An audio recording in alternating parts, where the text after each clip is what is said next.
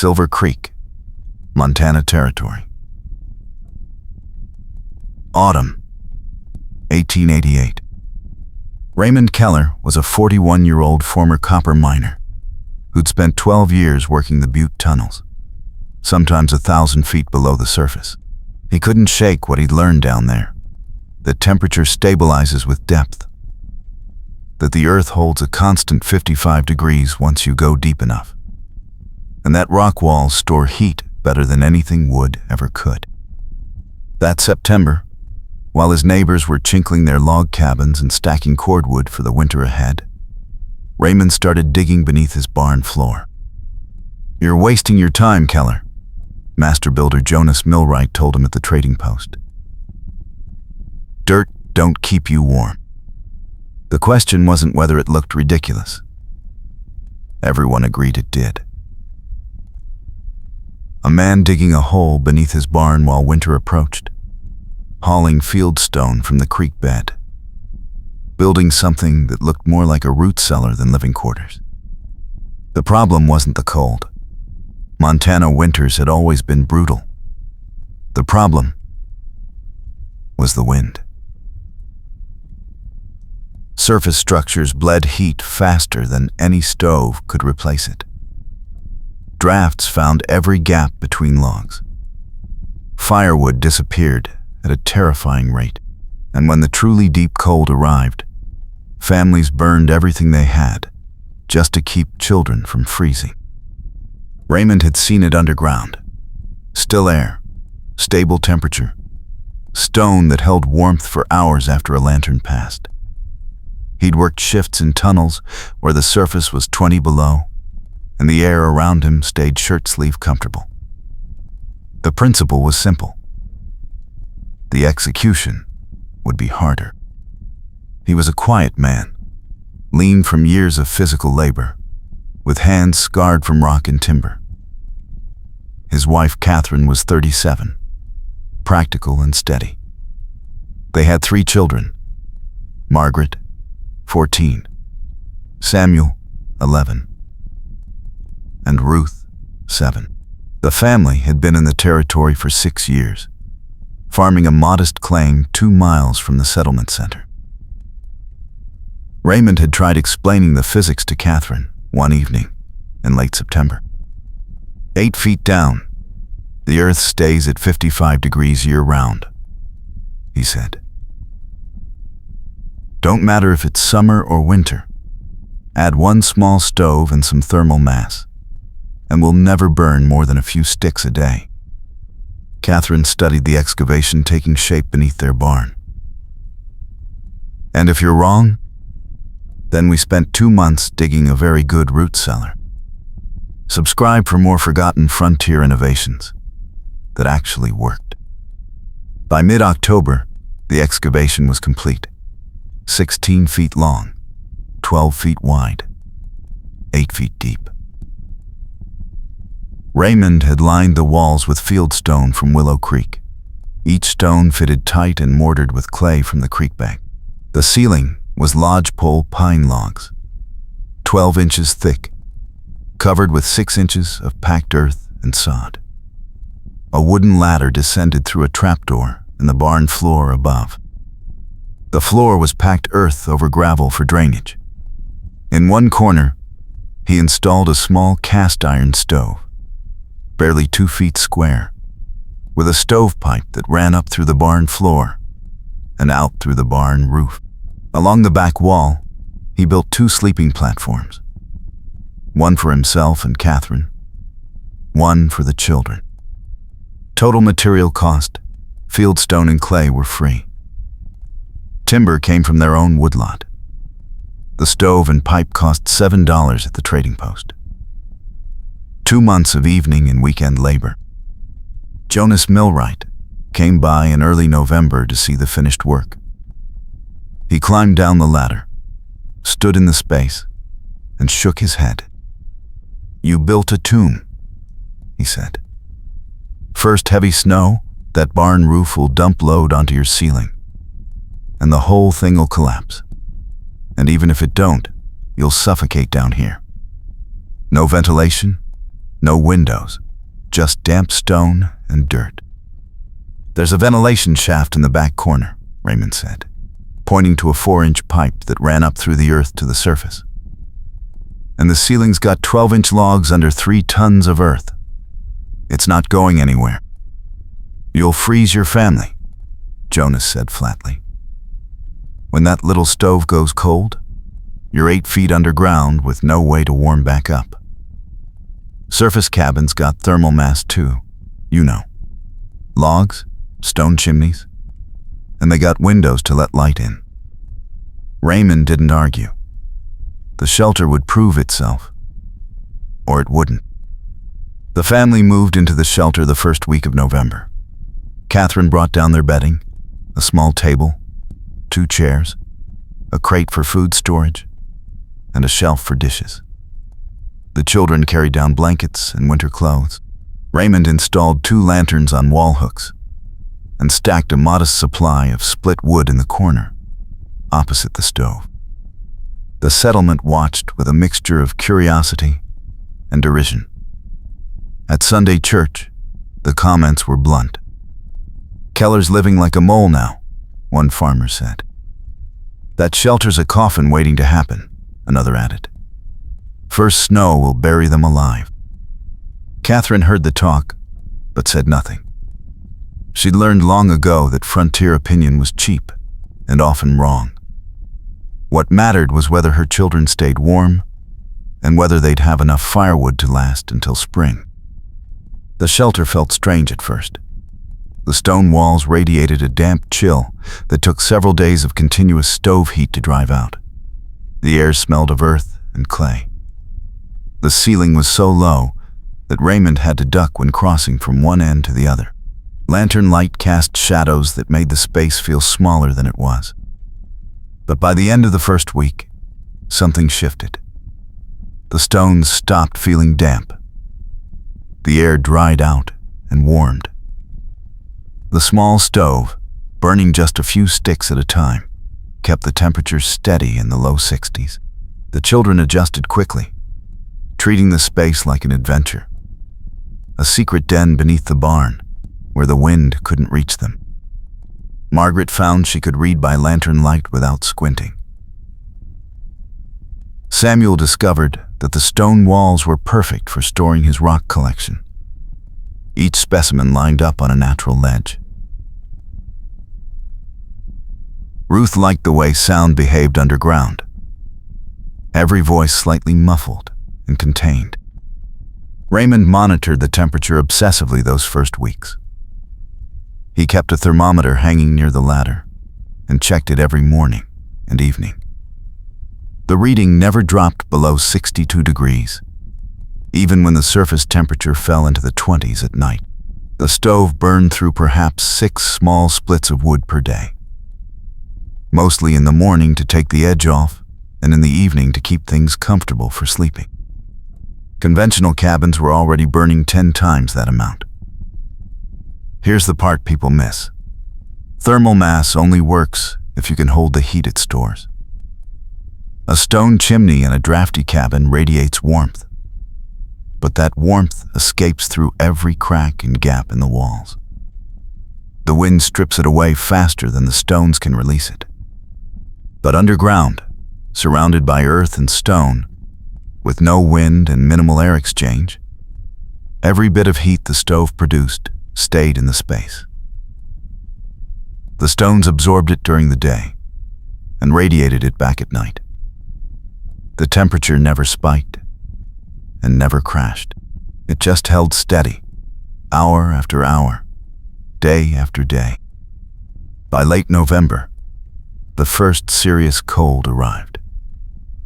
Surface temperatures dropped into the teens at night, single digits during the day. The settlement's firewood piles began to shrink noticeably. Families who thought they'd cut enough wood realized they hadn't. The trading post sold out of extra blankets and quilts. Raymond's family used less than half a cord of wood that month. His neighbors were going through 2 cords, some even 3. Jonas Millwright stopped by in early December, ostensibly to check on some barn repairs, but really to see if the underground shelter was still working. Raymond invited him down the ladder. The warm air hit Jonas the moment his head dropped below the barn floor. It was a physical sensation, like stepping from cold water into warm. By the time he reached the bottom of the ladder, he was unbuttoning his coat. "What's the temperature?" Jonas asked. Raymond pointed to the thermometer. 67. Jonas walked to the stove. It had perhaps 3 small splits burning, barely enough fire to boil water. He touched the stone wall. It was warm, not hot, but warm enough that you could lean against it comfortably. "How much wood you burning?" 6, maybe 8 splits a day. Jonas did the math in his head. That was less than 1/8 what his own cabin required. He looked at the sleeping platforms, the small table where the family ate, the shelf with dishes and food stores. The space was cramped, certainly, and dark, but it was undeniably warm, and dry, and quiet. "I'll admit," Jonas said slowly, "I didn't think this would work." "The problem wasn't the cold," Raymond said. "It was the wind." Jonas climbed back up the ladder without another word. But the next Sunday at church, when someone made a joke about Keller's mole hole, Jonas didn't laugh. "It's warmer than my cabin," he said simply, "and using 1/10 the wood." That got people's attention. December deepened. The cold settled in with a persistence that felt personal. Daytime temperatures stayed below 0 for a week straight. Nighttime lows hit 20 below, sometimes 30 below, when the wind dropped and the sky cleared. Families burned through their wood supplies at terrifying rates. Children slept in layers, huddled together under piles of quilts. Morning fires took half an hour just to warm the cabin enough to move around without shivering. Raymond's shelter held at 65 degrees without effort. The stones radiated steady warmth. The air stayed dry and still. The family slept in regular night clothes. No extra layers needed. Margaret could sit at the table and write letters without her fingers going numb. Samuel played with carved wooden animals on the stone floor without needing to stay near the stove. Catherine began to appreciate what Raymond had built. Not just the warmth, but the constancy of it. In their old cabin, temperatures swung wildly, blazing hot near the stove, freezing cold in the corners. Drafts that found you no matter where you sat. You were always adjusting, moving closer or farther, adding layers or removing them. Here, the temperature just was. Steady, reliable, sufficient. The trading post became a gathering place for cold weather complaints. Men compared wood consumption, shared tips for blocking drafts, debated the merits of different stove designs. When Raymond came in for supplies in mid-December, the conversation stopped. "How's your dirt den, Keller?" one farmer asked, half joking, half serious. "Warm," Raymond said simply. "How warm?" "Stays in the 60s, using maybe 4, 5 cords for the whole winter." The room went quiet. 4 cords for an entire winter was what some families burned in a month during deep cold. "That can't be right," another farmer said. "You're 8 feet underground with one tiny stove. You ought to be freezing down there." "Come see for yourself," Raymond offered. 2 men took him up on it the next day. They climbed down the ladder expecting to find a family huddled around a roaring fire, desperate to maintain heat in a space that couldn't possibly work. Instead, they found Catherine sitting at the table mending clothes, wearing a light wool sweater, no coat. They found Ruth playing on the floor in a simple dress. They found the stove burning what looked like kindling, barely any fire at all. One of the men touched the stone wall. It was warm to the touch, like sun-heated rock in summer, except there was no sun down here. The warmth came from hours and hours of stored heat, radiating back into the space at a steady, gentle rate. "How's the air?" the man asked. "You getting enough ventilation?" Raymond pointed to the 4-inch pipe in the back corner. "Draws steady. Never had a problem." "And you're not worried about cave-in?" Raymond rapped his knuckles on one of the ceiling logs. 12-inch lodgepole under 3 feet of earth. This ceiling's holding 5, maybe 6 tons. It's not going anywhere. The men climbed back up and went home. By evening, 3 more families had asked to see the shelter. That's the difference. You can explain thermal mass, insulation, wind control, earth temperature.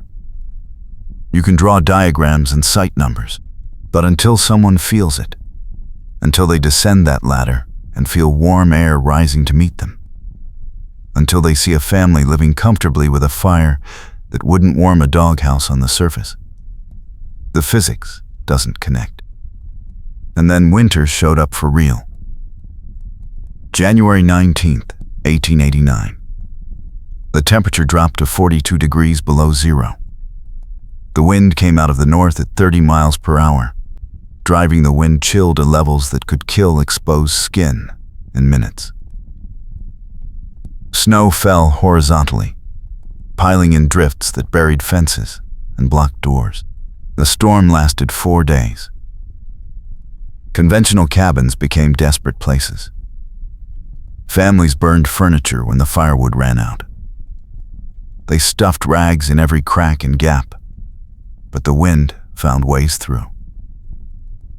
Children developed frostbite, sleeping in their own beds, despite quilts piled 6 deep.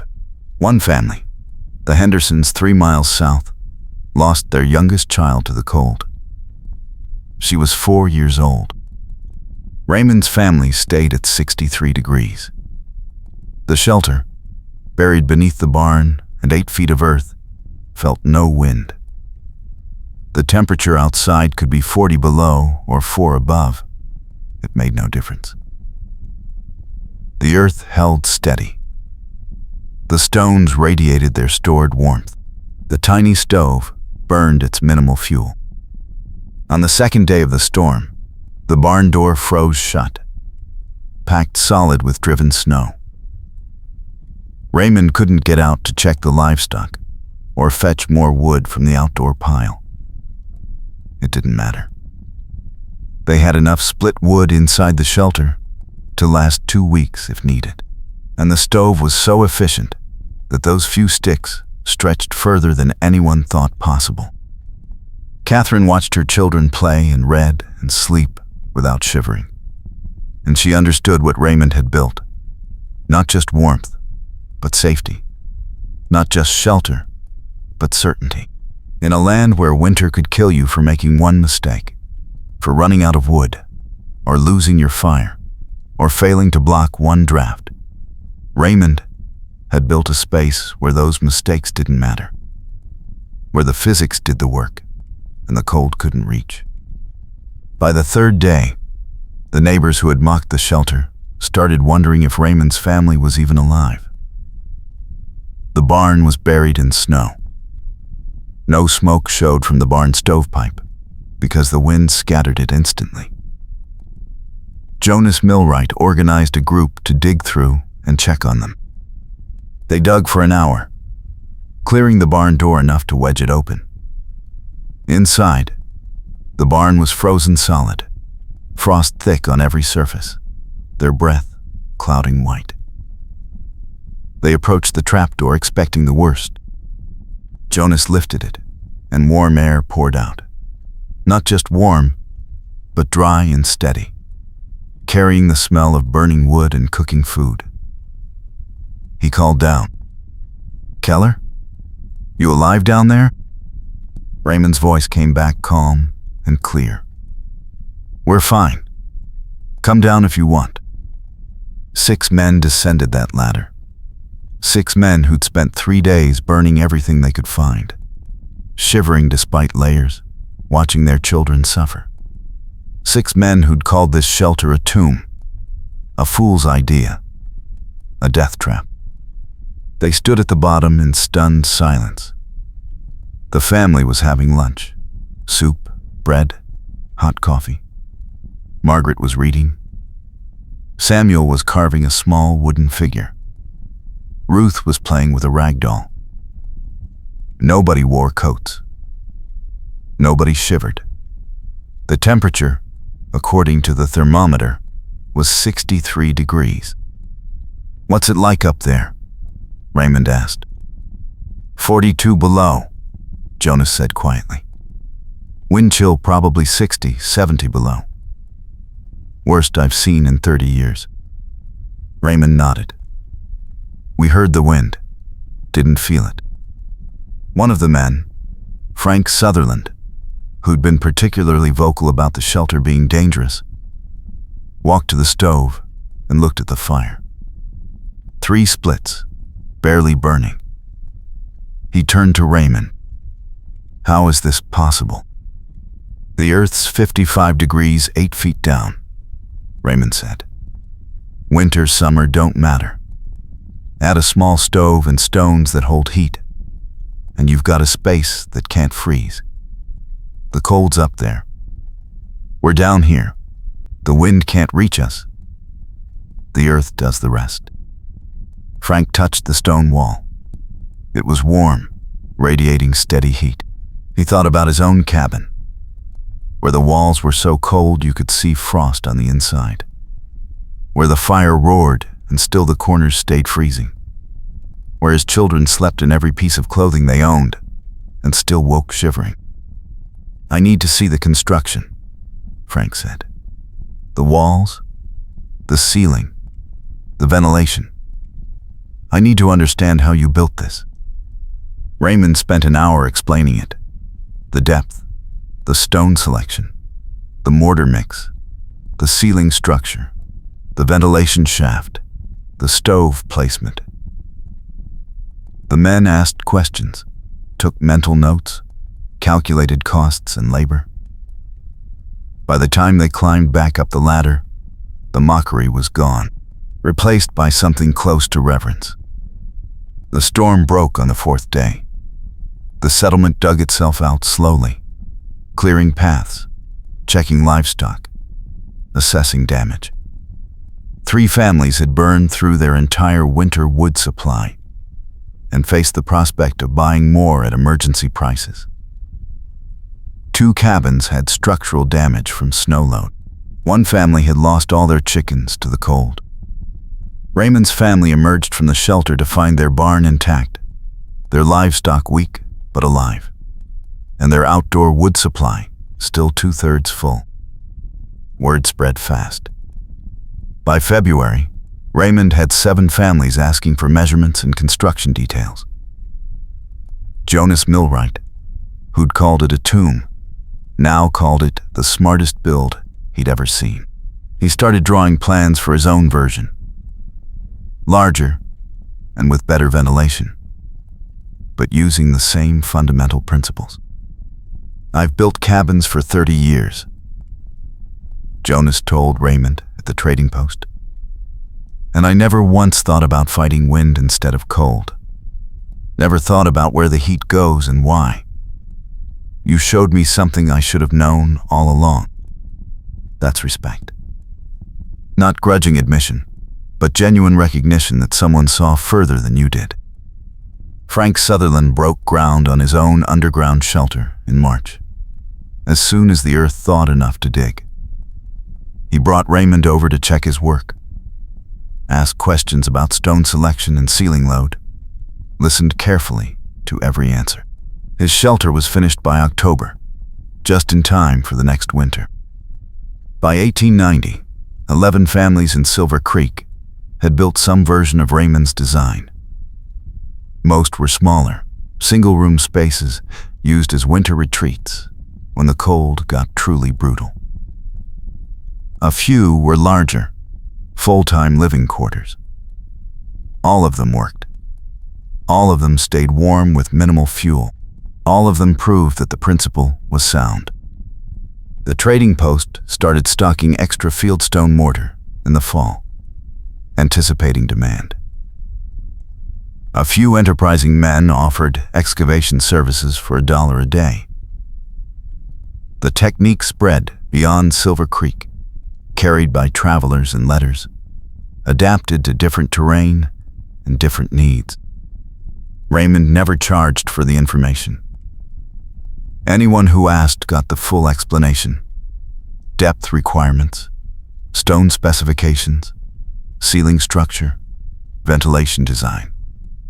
He saw it as common sense, not proprietary knowledge. If it worked, people should use it. If it saved children from freezing, it should spread. Catherine kept the shelter clean and organized through that first winter and the next. She learned its rhythms, understood how to manage the stove for maximum efficiency, knew when to add ventilation and when to seal tight. The children grew up thinking underground winter quarters were normal, that surface living was something you did in mild weather. Margaret turned 16 that spring and helped her mother teach other families how to stock and organize underground spaces. Samuel, at 13, became known for his skill at fitting fieldstones, learning from his father's patient instruction. Ruth, now 9, told stories to younger children about the winter when the storm couldn't reach them, when their home stayed warm while the world above froze solid. Hit like if you've ever wondered what your ancestors knew that we've forgotten. The physics never changed. 8 feet down, the earth held at 55 degrees. Add thermal mass and minimal convective loss, and you had a space that couldn't freeze and didn't overheat. The fuel efficiency was staggering by any measure, 1/8 to 1/10 what conventional cabins required. The comfort was superior.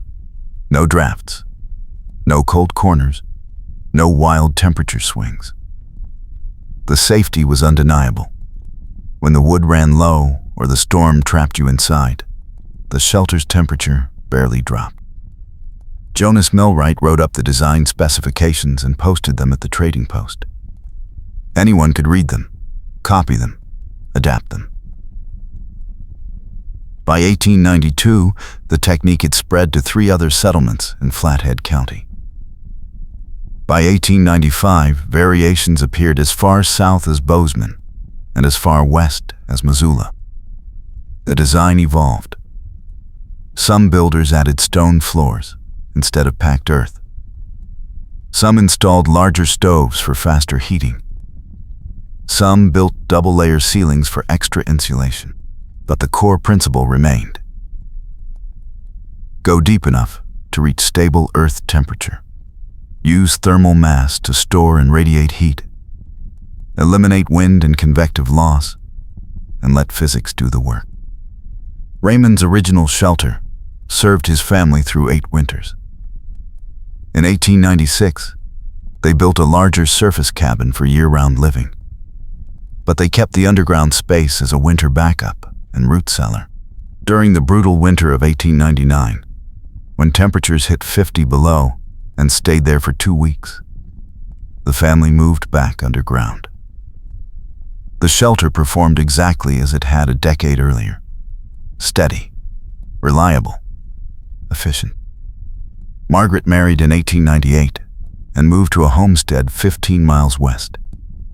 She and her husband dug their own underground shelter before their first winter. Samuel took over the family farm in 1902 and maintained the original shelter for another 20 years. Ruth moved to Helena in 1905, but visited often, always marveling at how the old underground space still worked, still held heat, still proved the principle her father had trusted when everyone else called him a fool. Jonas Millwright died in 1907. His obituary in the territorial newspaper mentioned his 40 years as a master builder, the churches and schools and homes he'd constructed. It didn't mention that he'd learned his most important lesson from a former miner who dug beneath his barn floor. But Jonas had never forgotten. He'd spent the last 15 years of his career building smarter, thinking about heat and wind and physics instead of just tradition and convention. The shelter concept peaked around 1910. By then, improved insulation materials, better stove designs, and more efficient above-ground construction made underground living less necessary. Families preferred surface homes with windows and views, even if they required more fuel. The romance of frontier innovation faded as the frontier itself disappeared. Raymond Keller died in 1923 at age 76. The obituary mentioned his mining career, his family, his farm. It didn't mention the shelter that had kept his children alive through the worst winter in Silver Creek's history. By then, most people had forgotten. The original shelter beneath the Keller barn remained functional until 1947, when Raymond's grandson filled it in to make room for modern farm equipment. The barn itself was torn down in 1953. The land was sold, subdivided, and developed. By 1960, a paved road ran through the spot where Raymond had once descended a ladder into warmth, while 42 below raged above. But the principle never stopped being true. 8 feet down, the earth still holds at 55 degrees. Thermal mass still stores and radiates heat. Still air still insulates better than any amount of wind-driven convection.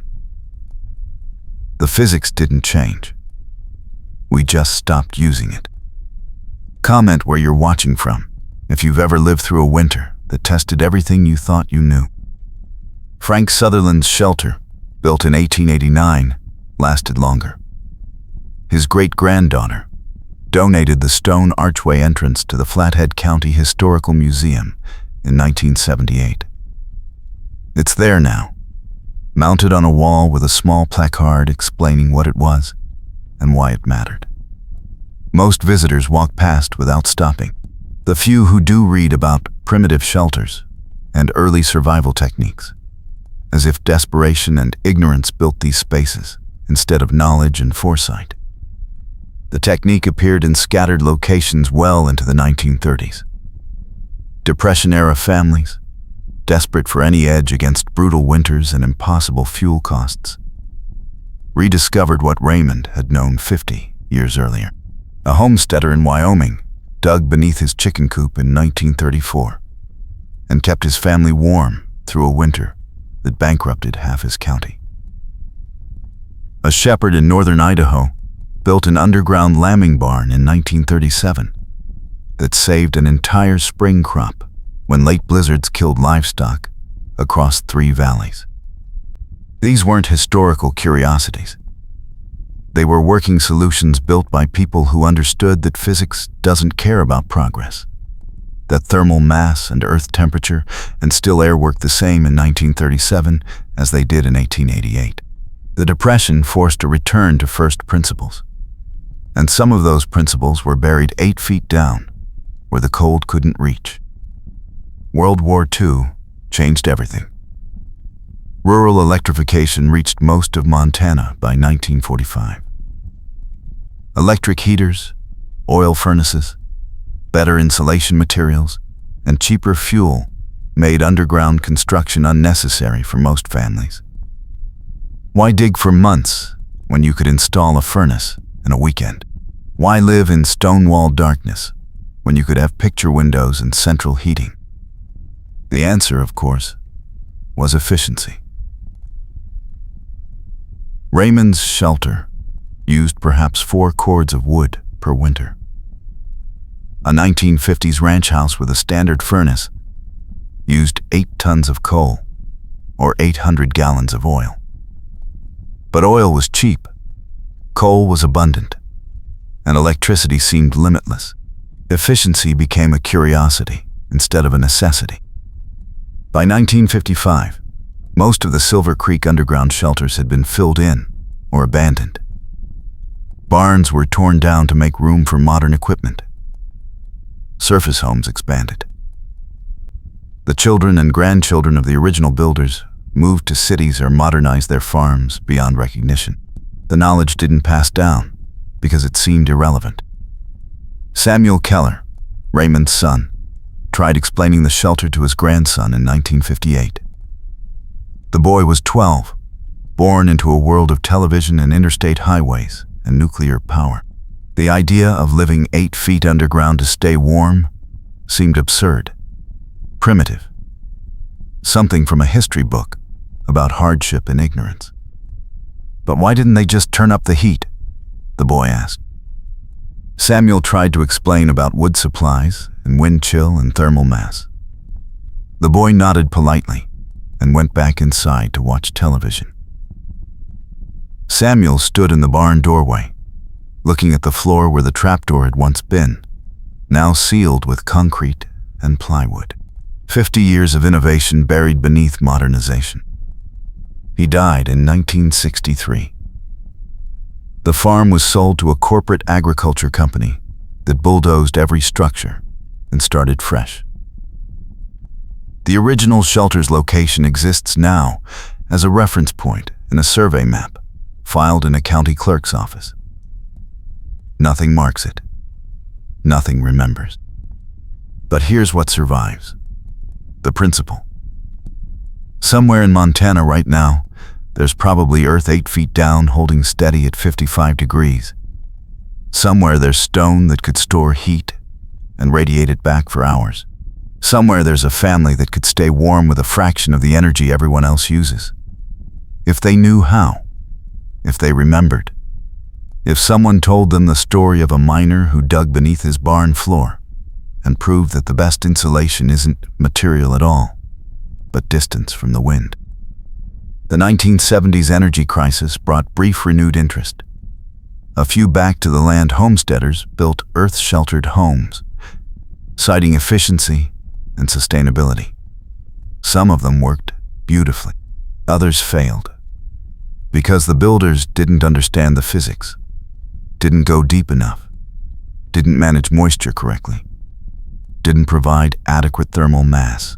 They thought underground was the innovation, when the innovation was actually the complete system: depth, drainage, thermal mass, minimal air exchange, and patient understanding of how heat moves through stone and earth. Raymond would have recognized the good designs immediately. He would have seen the failures just as quickly and known exactly what was wrong. Jonas Millwright's great-grandson became a mechanical engineer and worked on passive solar design in the 1980s. He never knew his great-grandfather had learned the fundamentals of thermal mass from a self-taught miner. The family connection to that knowledge was severed 2 generations back. The engineer rediscovered the principles through textbooks and research papers, never knowing that a stone-walled shelter 8 feet beneath a Montana barn had proven them all a century earlier. That's how knowledge gets lost, not through catastrophe or suppression, but through quiet irrelevance.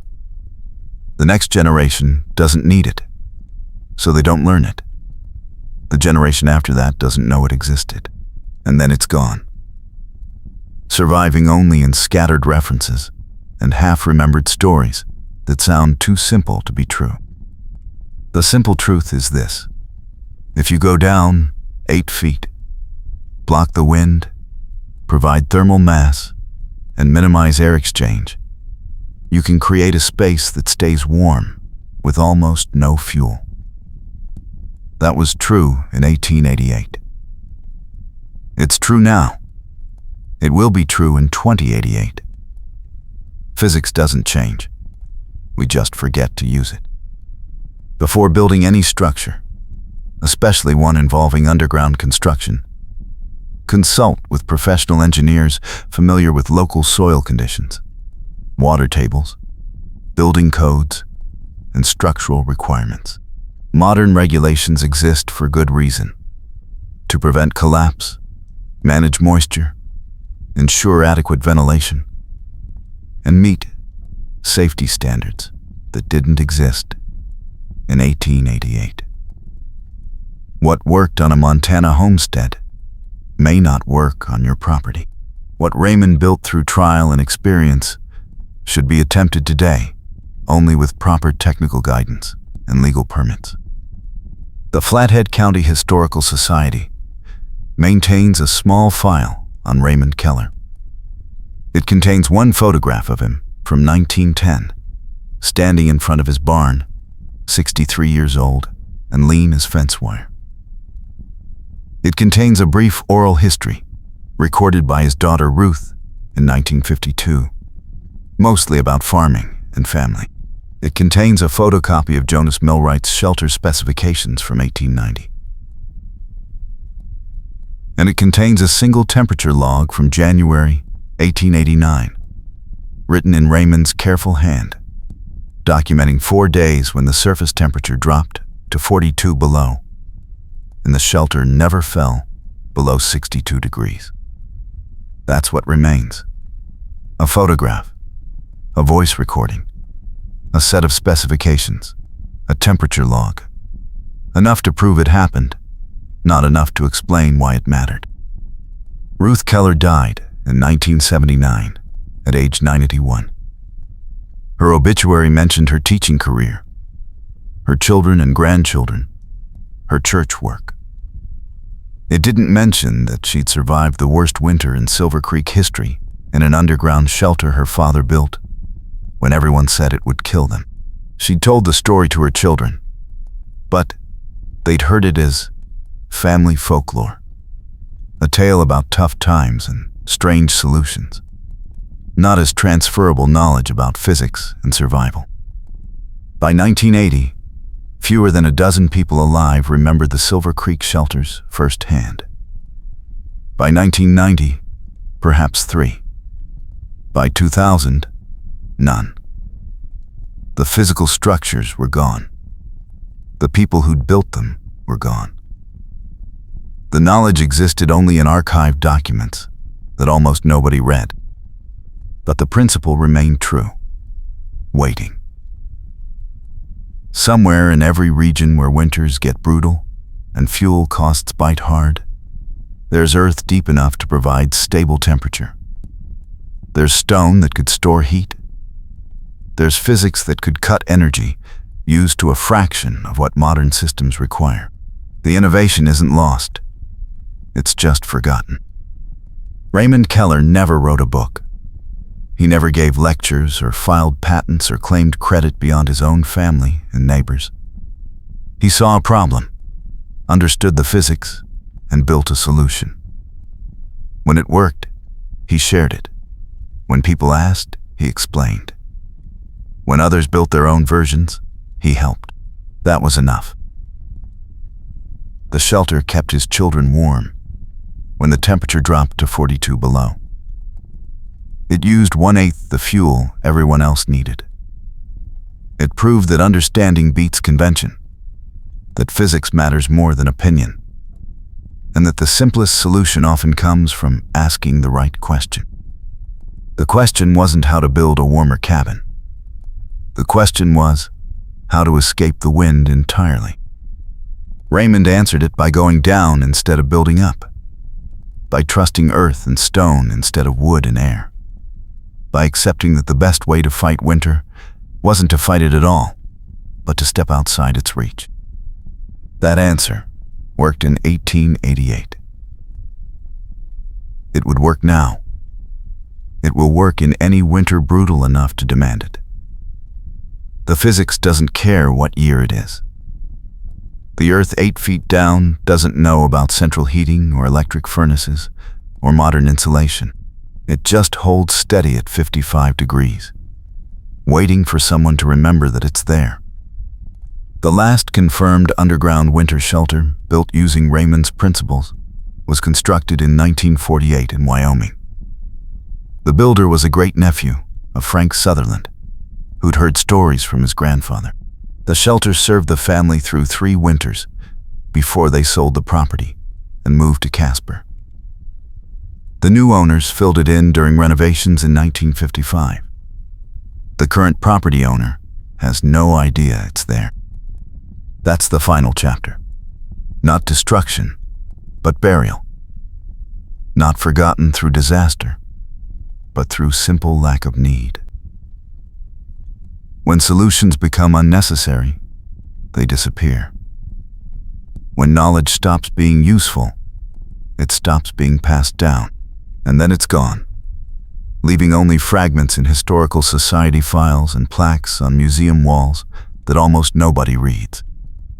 But somewhere in Montana, beneath parking lots and subdivisions and modern farms, there's stone that once kept families warm through impossible cold.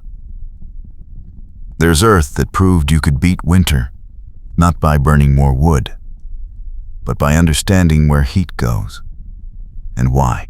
There's the ghost of a ladder descending into warmth, while 42 below raged overhead. And there's the memory, preserved here, of a miner who saw further than the master builders, who trusted physics over convention, and who built something so simple and so effective that people called it foolish, right up until they climbed down the ladder and felt warm air rising to meet them. The end.